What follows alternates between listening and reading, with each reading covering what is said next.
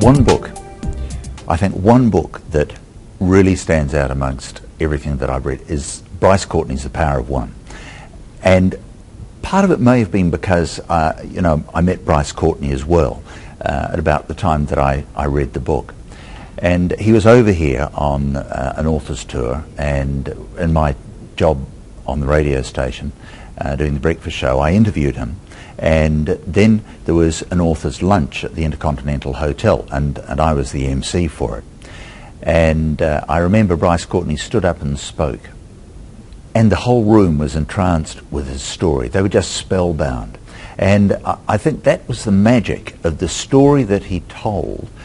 And at that stage, people weren't sure whether the person in the book, Power of One, was actually Bryce Courtenay.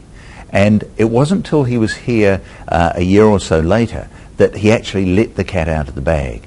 I read the book, The Power of One, that first time that he was here, and I thought, this is just so motivating, so powerful and uplifting. I loved it because of that. And I got the book, I gave it to my daughter. He signed it for her, which I regret because he didn't sign it for me. And my sons also read it. A fabulous book. But then Bryce Courtenay was back years after that, and it was with April Fool's Day. And that was such a different book.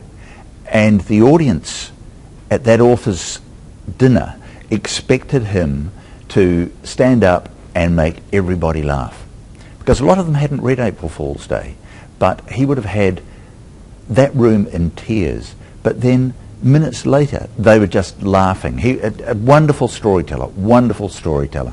And then he was back again for a breakfast a year later, and he told the story then again of A Power of One, and that was when he told us the story was about his life as he grew up, how he started boxing, and all those various other things just to build his character and to strive against everything that's against you. And that's what I loved about that. It's actually quite emotional talking about it and thinking back to the book itself.